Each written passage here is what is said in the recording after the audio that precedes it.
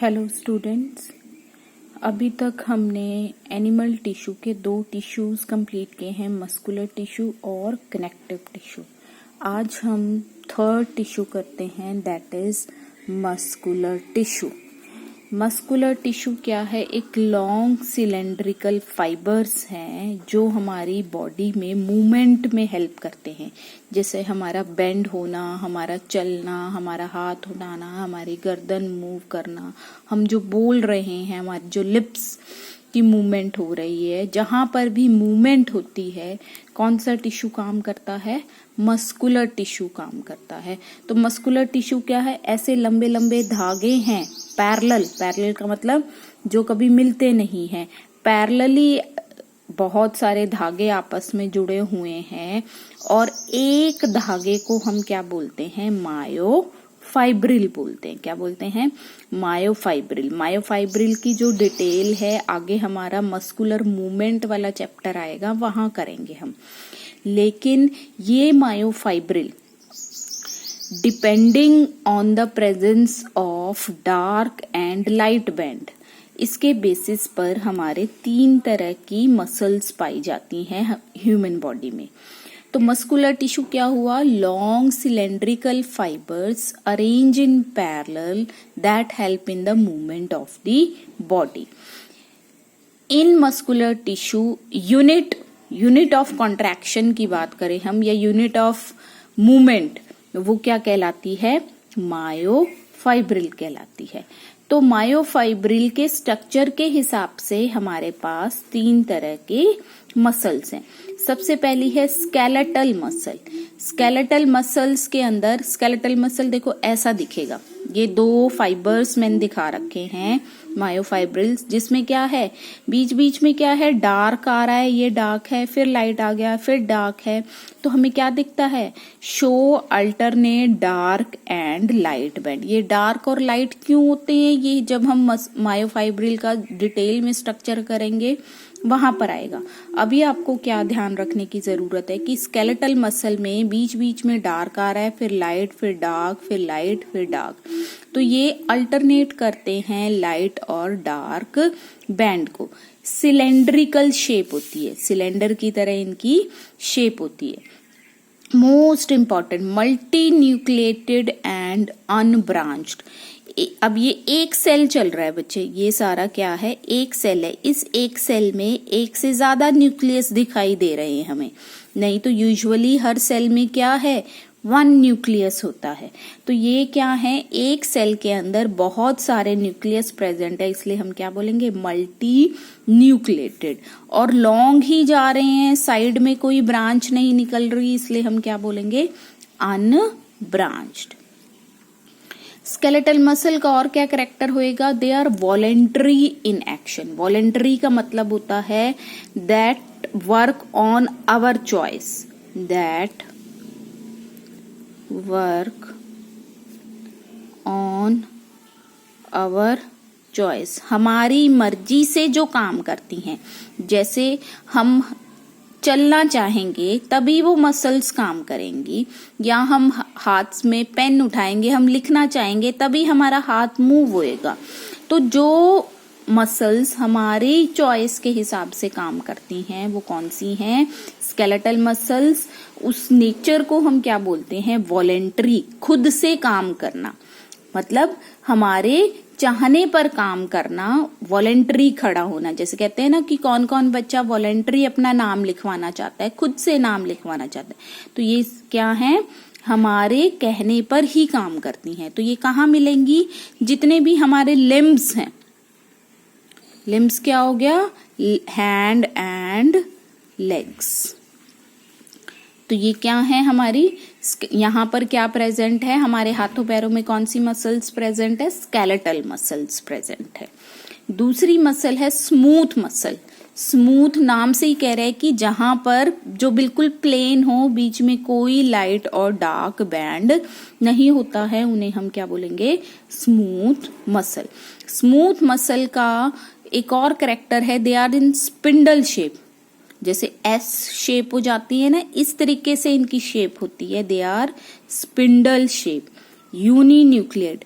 Cell में केवल एक ही न्यूक्लियस मिलेगा, मल्टी न्यूक्लिएटेड नहीं है, कोई अल्टरनेट डार्क लाइट बैंड नहीं है, इसलिए ही हम क्या बोल रहे हैं, स्मूथ बोल रहे हैं।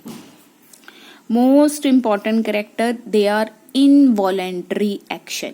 इनवॉलेंटरी, वॉलेंटरी क्या था, जो चाहने पर काम करती हैं, इनवॉलेंटरी जो हमारे चाहने पर काम नहीं करेंगी। दे वर्क देयर ओन सेल्फ, अपनी मर्जी से काम करेंगी, वो हमारे चाहने पर काम नहीं करती है। जैसे जितनी भी हमारे विसरल ऑर्गन होते हैं, हमारे पेट में जितने भी ऑर्गन्स प्रेजेंट है, जैसे लिवर है, इंटेस्टाइन है, आपका स्टमक है, ये सारे वहां पर भी, जैसे अब खाना जा रहा है, खाना पहुंचते ही डाइजेस्ट होना स्टार्ट हो जाता है, मतलब ऑर्गन मूवमेंट कर रहा है, तो वहां की जो मूवमेंट है, हम ये कहें कि भाई आज खाना ना ही पचे, ऐसा नहीं होगा।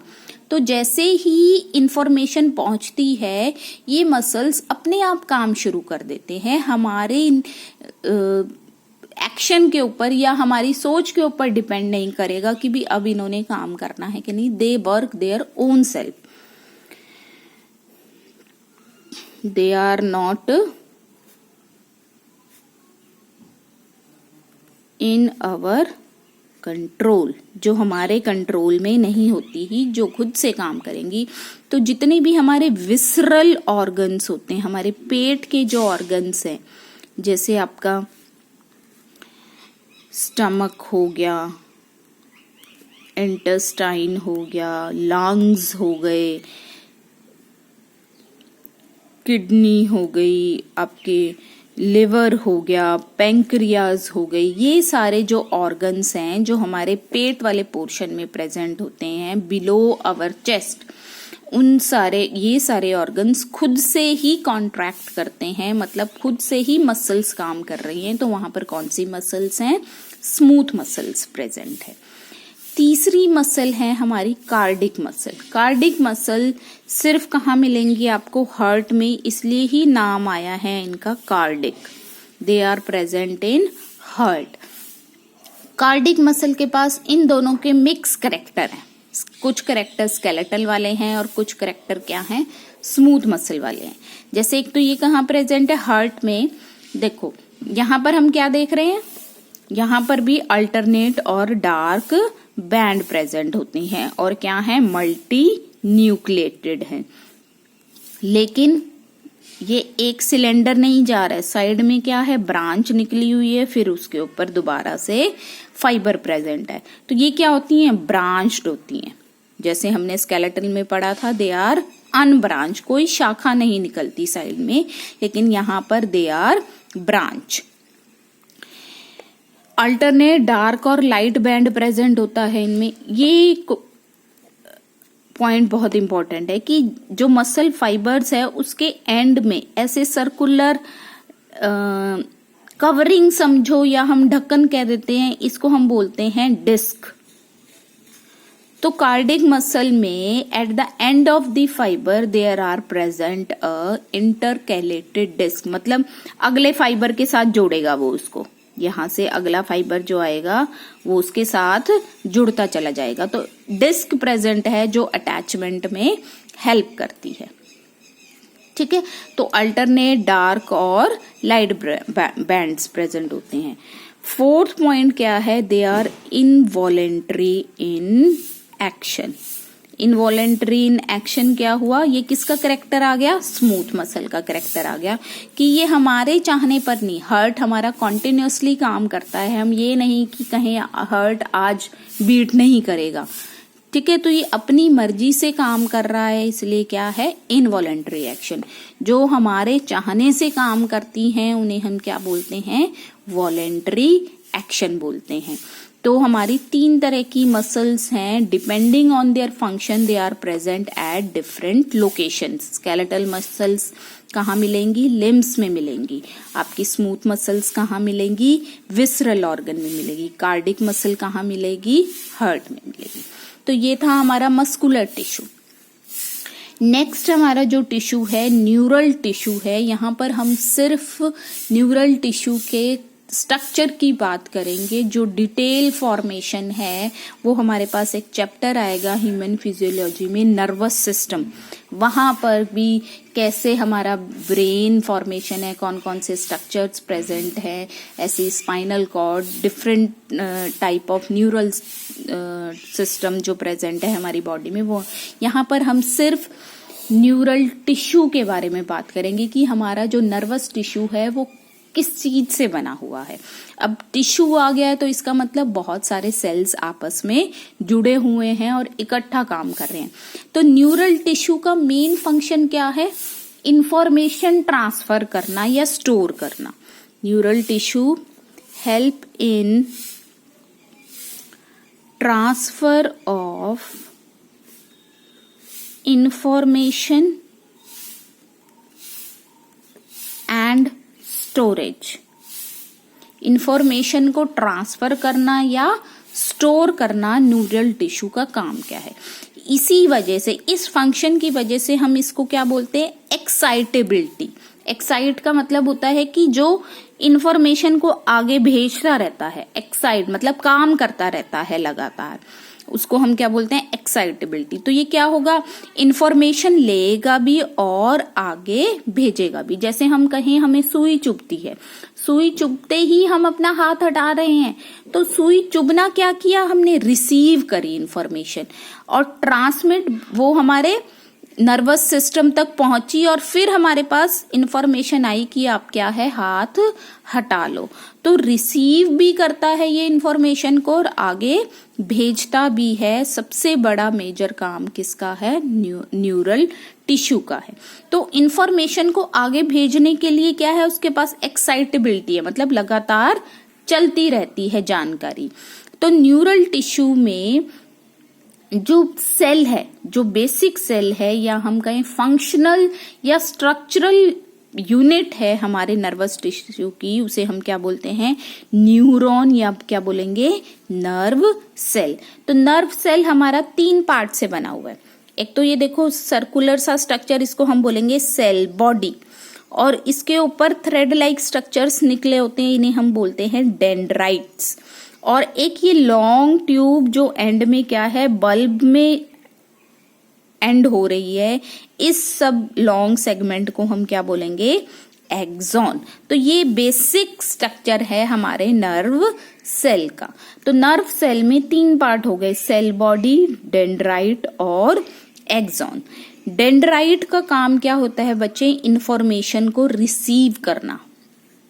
एक्सॉन का काम क्या है? इंफॉर्मेशन को आगे भेजना। अब यहां पर इंफॉर्मेशन आ गई, यहां पर अगले न्यूरॉन का डेंड्राइट होगा, क्योंकि हम टिश्यू की बात कर रहे हैं, एक सेल की बात नहीं कर रहे। तो ये एक सेल है, इसके आगे ये डेंड्राइट निकले हुए हैं, यहां पर एक और नर्व सेल जुड़ा होगा। तो नर्व सेल आपस में क्या है? इंफॉर्मेशन यहां से यहां ट्रांसफर कर रहे हैं, इसलिए क्या लिखा था हमने? Receive and transmit stimulus. तो डेंड्राइट का काम क्या है? इंफॉर्मेशन को रिसीव करना। सेल बॉडी में 2 पार्ट्स हैं, एक तो ये न्यूक्लियस हमारा,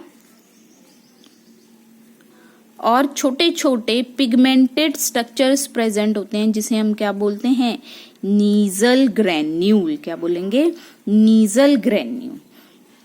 और ये क्या है? हमारा लॉन्ग ट्यूब लाइक स्ट्रक्चर है जो इंफॉर्मेशन आगे भेजने में मदद कर रहा है, जिसे हम क्या बोल रहे हैं? एक्सॉन। कुछ एक्सॉन तो बिल्कुल प्लेन होते हैं और कुछ एक्सॉन्स में क्या होते हैं? इस तरह के सेल्स प्रेजेंट हैं, जिन्हें हम क्या बोलेंगे? Schwann cell. और ये सेल क्या है? अपने बाहर एक कवरिंग रिलीज कर देते हैं, जिसे हम क्या बोलते हैं? माइलेटेड शीथ। क्या बोलेंगे हम? माइलेटेड शीथ बोलेंगे। एक कवरिंग आ जाती है। तो कुछ सेल्स, कुछ न्यूरॉन में तो माइलेटेड शीट प्रेजेंट होती है ऐसे, और कुछ न्यूरॉन्स क्या होते हैं? बस ऐसे प्लेन होंगे, कोई शीट नहीं प्रेजेंट होती। ठीक है, तो ये जो शीट है ये ट्रांसफर करने में, इंफॉर्मेशन को आगे भेजने में और जल्दी भेजने में मदद करती है, जबकि जहां पर माइलेटेड शीट नहीं प्रेजेंट होगी वहां पर इंफॉर्मेशन धीरे धीरे धीरे धीरे ऐसे जाएगी।